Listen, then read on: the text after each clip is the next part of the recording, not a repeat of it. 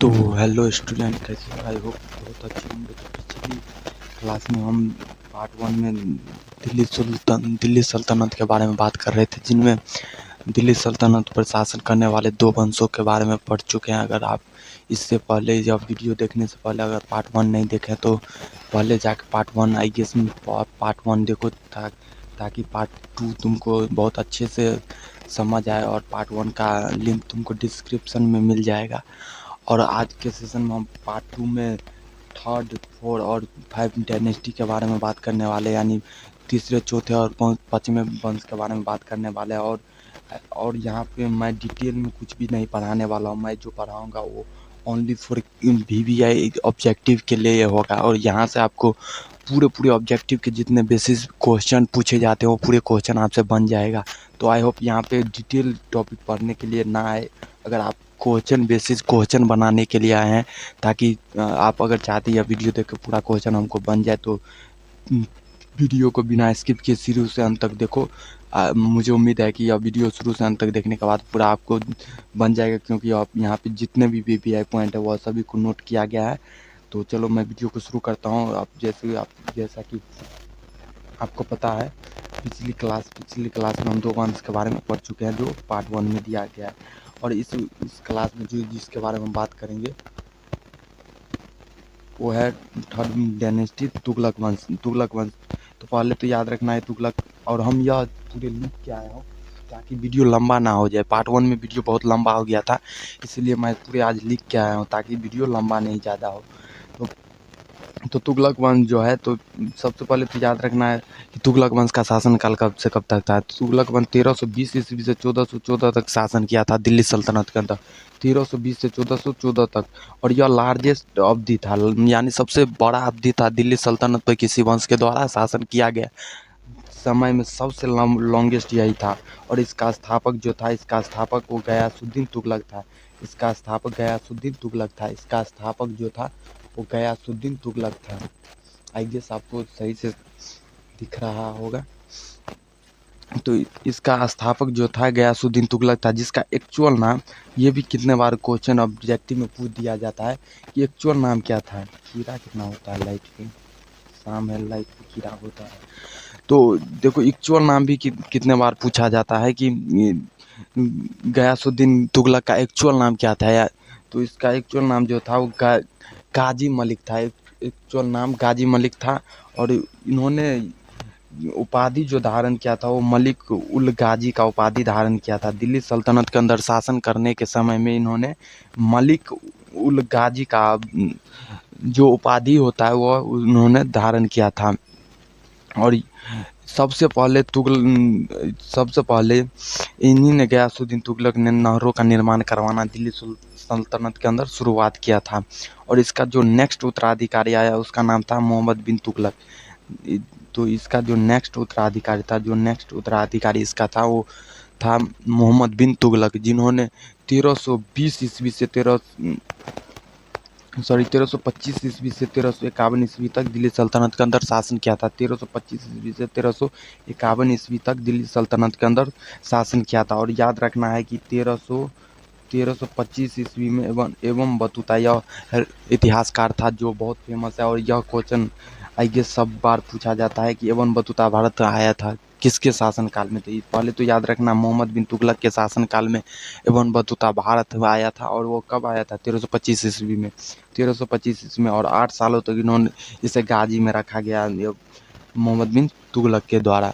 ऐसा कहा जाता है इतिहासकार के द्वारा कि मोहम्मद बिन तुगलक पढ़ा लिखा गधा था, यानी कि पढ़ा लिखा होता नहीं, पढ़ा लिखा कोई जोक रखा नहीं होता, वैसा ही पढ़ा लिखा कोई जोक रखा राजा नहीं था। ज्ञानी बहुत था, लेकिन जो भी एक्सपेरिमेंट करता था पूरा फेल हो जाता था इसका। अब नेक्स्ट देखते हैं, नेक्स्ट पेज पे क्या है। तो मोहम्मद बिन तुगलक के बारे में जो नेक्स्ट है वो है 1337 ईस्वी से 1340 ईस्वी में दिल्ली सल्तनत के अंदर एक बीमारी आ गया था जिसे प्लेग बीमारी कहा जाता है या ब्लैक डेथ के नाम से जाना जाता था। यह ऐसा था जो बहुत ही जनता को मार चुका था दिल्ली सल्तनत में। तो इसके कारण इसके डर से मोहम्मद बिन तुगलक डर गया और स्वर्गद्वारी पधार दिया था दिल्ली सल्तनत को छोड़ के। जो अभी फ़िलहाल स्वर्गद्वारी जो उत्तर प्रदेश में पड़ता था, वहाँ पे जाके मोहम्मद बिन तुगलक बस गया था इस बीमारी के चलते। तो याद रखना, यह भी BBI क्वेश्चन है कि पूछ देगा, प्लेग बीमारी यानी ब्लैक डेथ दिल्ली सल्तनत में कब आया था? तो यह 1337 से 1340 ईस्वी के में आया था। और मोहम्मद बिन तुगलक के काल में साउथ इंडिया यानी दक्षिण भारत में 27 विद्रोह हुआ था। दक्षिण भारत में 27 विद्रोह हुआ था और नॉर्थ इंडियन यानी उत्तर भारत में 7 विद्रोह हुआ था। तुम खुद सोच के देखो, इतना पढ़ा लिखा राजा था, लेकिन इसी के शासनकाल में सबसे ज़्यादा विद्रोह हो रहा था। मोहम्मद बिन तुगलक ने दीवानी कोही नाम का विभाग सबसे पहले दिल्ली सल्तनत के अंदर चलाया था।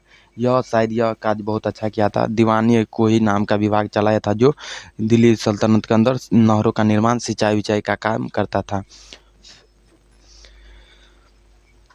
और इसके द्वारा यही 5 एक्सपेरिमेंट किया गया, जिसके कारण इसे बकलेल राजा घोषित कर दिया गया इतिहासकार के द्वारा। इन्होंने दिल्ली सल्तनत के अंदर 5 एक्सपेरिमेंट किया था, जिनमें से एक भी इसके द्वारा सक्सेस नहीं हुआ। इसीलिए तो देखते हैं, यह 5 एक्सपेरिमेंट बहुत BBI है, मोस्ट BBI 5 एक्सपेरिमेंट है। इससे रिलेटेड क्वेश्चन खूब आता है, तो याद रखना है इसका 5 एक्सपेरिमेंट क्या है, देखते हैं।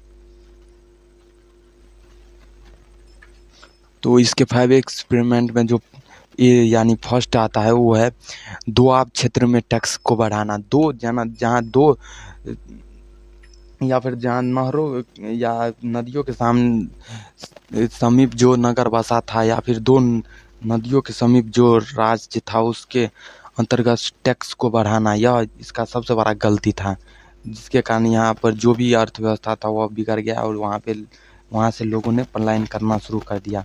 नेक्स्ट जो इसका एक्सपेरिमेंट था वो था अपना राजधानी दिल्ली से देवगिरी में पुनः दिल्ली स्थापना करना। इस पॉइंट को समझो।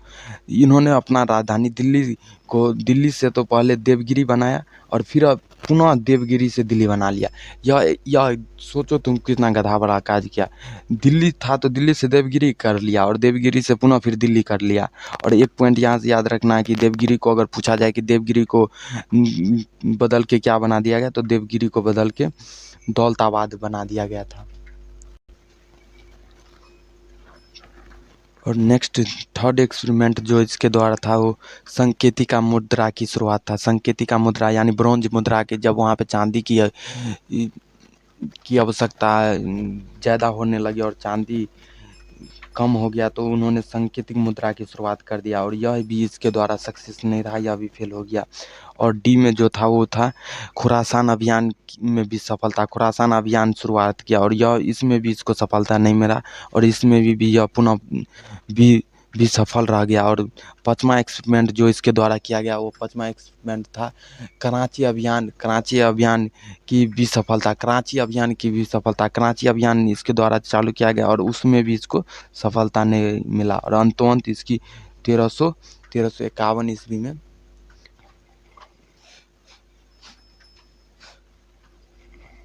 1351 ईस्वी में इसकी बुखार के कारण सिंध में 1321 ईस्वी में बुखार के कारण सिंध में इसकी मृत्यु हो गया।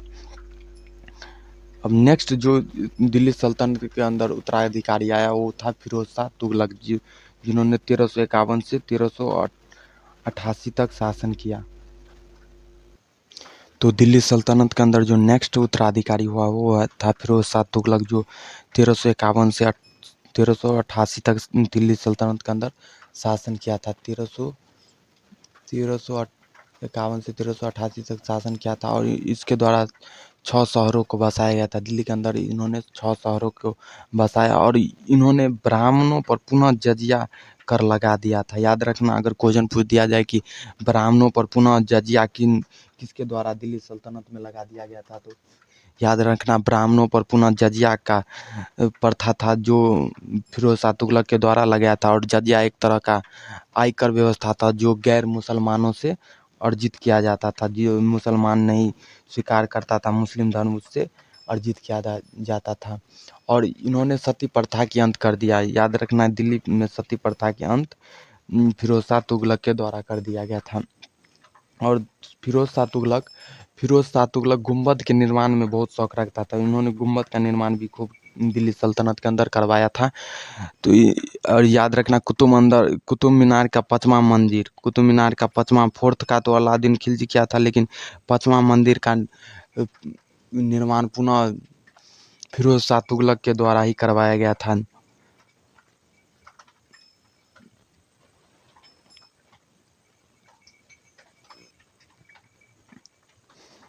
और इन्होंने ये गुंबदों के निर्माण में बहुत शौक रखता था। और अशोक के जो 2 स्तंभ था, टोपरा और मेरठ, उसको इन्होंने ही दिल्ली में लाके स्थापित किया था।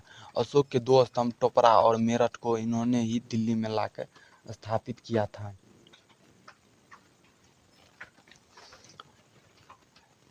नेक्स्ट जो था, इन्होंने बहुत से विभाग बनाया था, जिनमें जो वीवीआई मोस्ट वीवीआई लगा हमको वो हम लिख के आए। पहला तो दार उल शिफा लगाया, जिसे चिकित्सालय का काम सौंपा गया था। और दीवाने खैरात नाम का विभाग चलाया था, जो आर्थिक मदद करता था। आर्थिक तंगी जिसको होता था उसमें वह मदद करता था। तो यह याद रखना, सब वीवीआई तो यही 2 है, एगो दार उल शिफा और एक दीवाने खैरात। और एक लोकसभा विभाग बनाया था, लोक निर्माण सभा का भी बनाया था। और इसकी मृत्यु 1388 ईस्वी में मृत्यु हो गई। 1388 ईस्वी में इसकी मृत्यु हो गया था। 1388 ईस्वी में इसकी मृत्यु हो गया था। याद रखना, 1388 ईस्वी में फिरोज शाह तुगलक की मृत्यु हो गया। और यहाँ से MBBI हो सकता है कि अगर पूछ दिया जाए तुगलक वंश का अंतिम सुल्तान कौन था, तो याद रखना अंतिम सुल्तान जो तुगलक वंश का था उसका नाम था सुल्तान नसीरुद्दीन, या मोहम्मद नसीरुद्दीन नाम था, जो 1394 से 1414 तक दिल्ली सल्तनत के अंदर शासन किया था। अब नेक्स्ट जो वंश 4 आ गया दिल्ली सल्तनत के अंदर, उसका नाम था सैयद वंश, जिन्होंने 1414 से 1451 तक दिल्ली सल्तनत पर शासन किया। सैयद वंश, इसका स्थापक था खिरज खां। इसका स्थापक जो था उसका नाम था खिरज खां, जिन्होंने उपाधि रैयत ए आला का रखा था, जिन्होंने अपना उपाधि रैयत ए आला का रखा था। और इस ठीक इसी का उत्तराधिकारी जो हो गया, देखो मैं जो भी है वही को पॉइंट किया हूँ, ताकि वीडियो भी लंबा ना हो और तुम लोगों को भी बोरिंग फीलिंग नहीं हो कि क्या पढ़ा रहा है। तो जो भी है वही हम ओनली फॉर लेके आया हूँ। और तो खिरज खां का जो उत्तराधिकारी हो गया उसका नाम था मुबारक शाह, जिन्होंने 1421 ईस्वी से 1434 ईस्वी तक दिल्ली सल्तनत के अंदर शासन किया था। 1421 ईस्वी से 1434 ईस्वी तक दिल्ली सल्तनत के अंदर शासन किया था। और इन्होंने देखो, यह सुल्तान की उपाधि तो नहीं धारण किया था खिरज खां, लेकिन जो मुबारक शाह था उसका उत्तराधिकारी, वो पुनः दिल्ली में सुल्तान की उपाधि को अपना लिया था। याद अगर पूछ दिया जाए क्वेश्चन, ऐसा कौन सा शासक था जिन्होंने दिल्ली सल्तनत के अंदर पुनः सुल्तान की उपाधि हटा देने के बाद भी अपना लिया, तो उसका नाम था मुबारक शाह।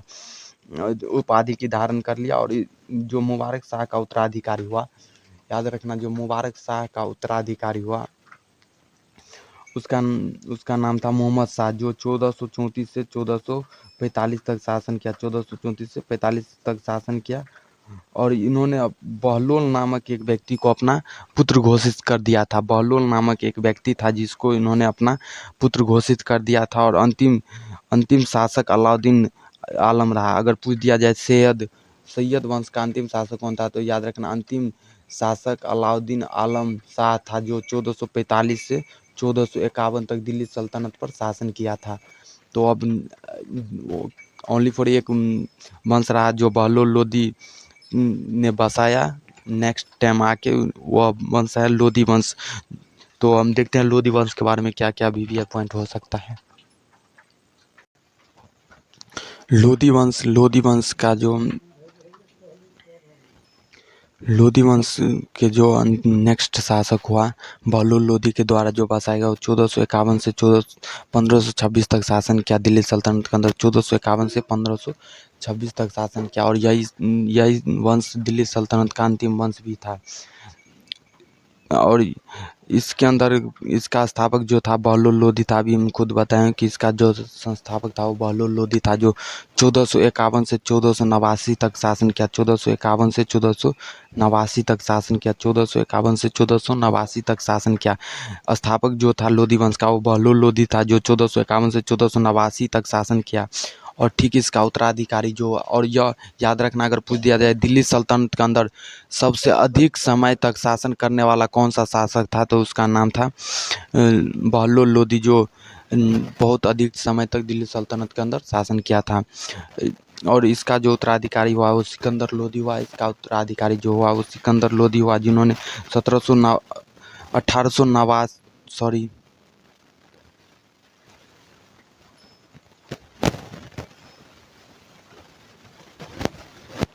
नेक्स्ट उत्तराधिकारी जो हुआ सिकंदर लोधी हुआ, जो 1489 से 1517 ईस्वी तक दिल्ली सल्तनत के अंतर्गत शासन किया। और यहाँ से 3-4 VVI क्वेश्चन जो हो जाएगा वो जाएगा। वास्को डी गामा पूछेगा, वास्को डी गामा भारत कभी आया था?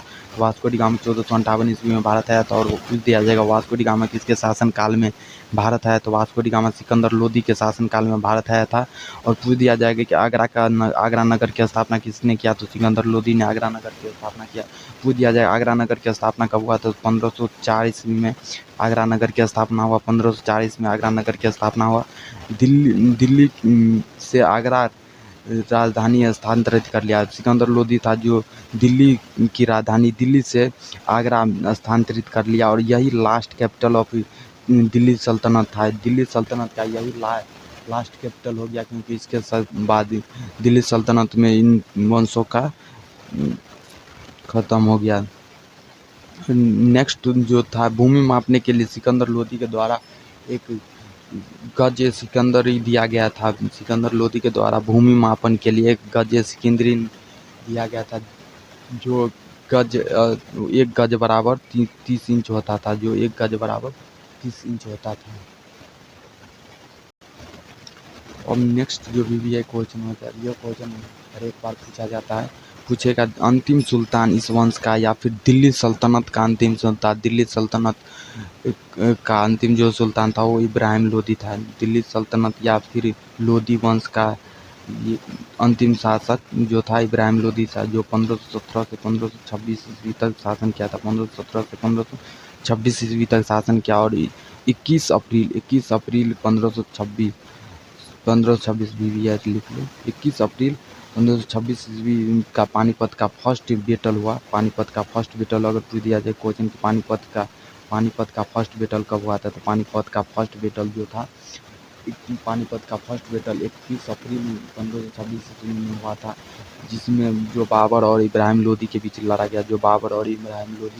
गया। जिनमें इब्राहिम लोधी एकमात्र ऐसा शासक था जो युद्ध लड़ते लड़ते मारा गया था। अगर पूछ दिया जाए ये क्वेश्चन कि ऐसा कौन सा शासक दिल्ली सल्तनत के अंतर्गत था जिन्होंने युद्ध करते करते मारा गया था, तो यह ओनली फॉर यही एक शासक था जिन्होंने दिल्ली सल्तनत के अंतर्गत युद्ध करते करते मारा गया था। तो याद रखना दिल्ली सल्तनत के अंदर इब्राहिम लोधी पानीपत के फर्स्ट युद्ध में 21 अप्रैल 1526 ईस्वी में लड़ा जा रहा था, उसमें लड़ते लड़ते मारा गया था। और इसकी मृत्यु के बाद पुनः इसी के साथ दिल्ली में 5 वंश दिल्ली सल्तनत की अंत हो गया। और इस वंश के अंत करके वहाँ पे मुगलों का नेक्स्ट जो 10 सिटी दिल्ली पर आ गया वो मुगल वंश था। और मुगल वंश नेक्स्ट यहाँ पे आके बस गया, जिसका स्थापक बाबर था। और यहाँ से अब 5 बात जो मैं वादा किया था 5 वंशों के बारे में VVI पॉइंट 1 शॉर्ट रिवीजन देखूंगा, उसको यहाँ से डी इंड होता है उसको ख़त्म किया जाता है 22 स्टडी पॉइंट 01। तो आप जाइए इस वीडियो का, अगर पार्ट 1 नहीं देखे तो पार्ट 1 देखिए, और इसके बाद पार्ट 2 देखिए। और पार्ट 2 1 2 2 देख लिए हैं तो इसका अपना रिवीजन कीजिए, और रिवीजन कर लिए हैं तो जाके क्वेश्चन लगाइए। आई गेस इस जो दोनों वीडियो देखने के बाद जितना भी इससे रिलेटेड जितना भी VVI क्वेश्चन होता है वो बन जाएगा।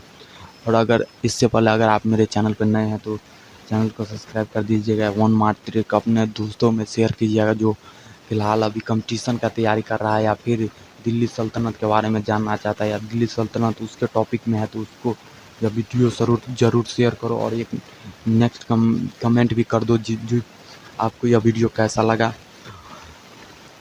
तो तब तक के लिए बाय बाय, मिलते हैं किसी नए वीडियो में नए टॉपिक के साथ। आई गेस कमेंट करो नीचे में आपको नया वीडियो किस टॉपिक पे चाहिए। मैं सबका कमेंट रीड करता हूँ, तो मैं चाहूँगा उसी टॉपिक पे नेक्स्ट वीडियो चाहिए, तो कमेंट करो नीचे कि नेक्स्ट वीडियो आपको किस टॉपिक पे चाहिए। थैंक यू इतना तक वीडियो देखने के लिए। बाय।